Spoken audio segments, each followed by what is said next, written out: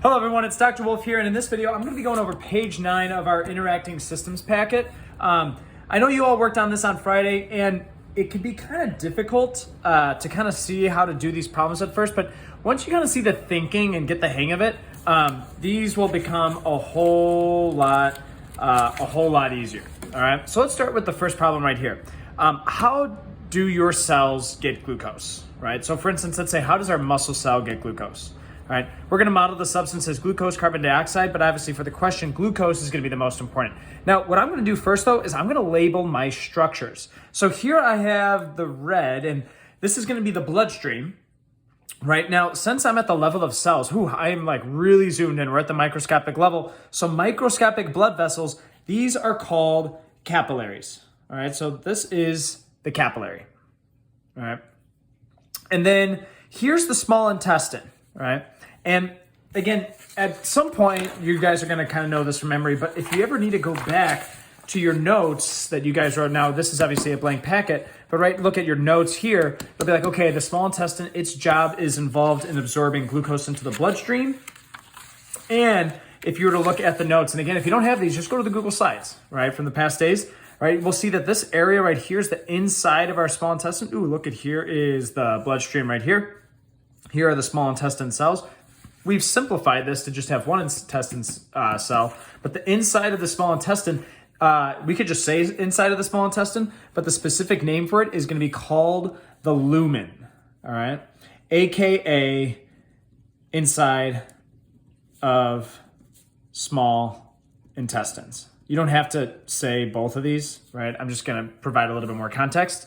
All right, so we've got capillary, we've got alveoli. Notice that not all the structures are going to be used, right? So you have to realize that, hey, if we're talking about the small intestine, the alveoli is not part of that, right? The alveoli instead is going to be part of the lungs, and that's just not going to be in our situation right here.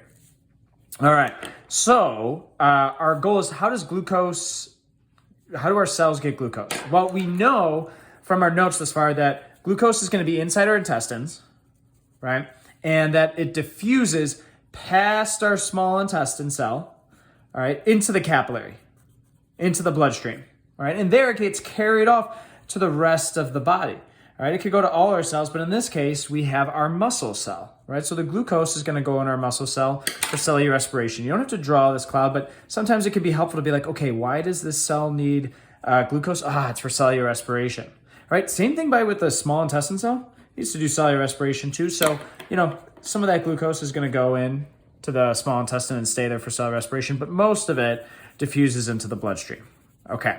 Now, what else is needed for cellular respiration? Well, oxygen is needed for cellular respiration, right? So oxygen is going to go into the muscle cell, all right? But oxygen's flowing through the bloodstream. That means it's also going to go into the small intestine cell too to power cellular respiration here, right?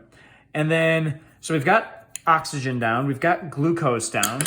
What about carbon dioxide? Carbon dioxide is a byproduct of cellular respiration, right? So that's going to leave the small intestine cell. It's going to get produced from cellular respiration and go into the bloodstream to get carried away to our lungs. And the muscle cell, that carbon dioxide, same thing, going to get produced from cellular respiration. It's going to go into the bloodstream. It's going to get carried off to the rest of our cell. All right. So we're kind of showing a whole lot of things here. But again, the main question is, how do our cells get glucose?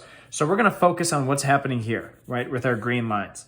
And it says, explain how your model shows how your small intestine and muscle cells interact with the substance glucose. And I got to use these terms: diffuse, relevant locations, and energy. All right. So let's just start where the glucose starts. It starts in the small intestine. So I'm going to say glucose, all right, moves from the lumen. That's one of the relevant structures, right?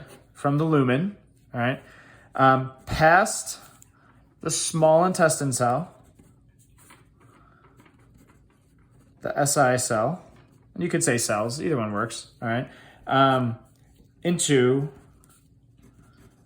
the bloodstream. Now, you could say bloodstream, you could say capillary. I'm fine with either one. You don't have to say both like I'm doing here, right? Okay. So now it's in the capillary. Where does it go? All right. It travels, all right, glucose then travels through the blood, right, and moves to the muscle cell.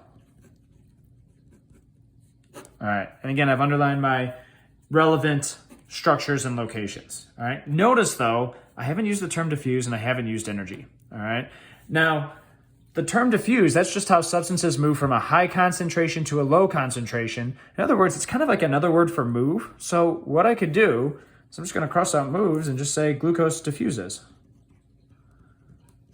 All right. Glucose then travels through the bloodstream and, doesn't move anymore. It diffuses, right? I'm being a little bit more specific on how it's moving. It's always going from a high concentration to a low concentration. So I've got diffuse down. All right, now I got to use the term energy. Well, why is glucose moving in the first, why is it moving around the body in the first place? It's for energy, right? So the glucose then travels through the blood and diffuses to the muscle cell. And then I could just add on to the sentence to provide it with energy.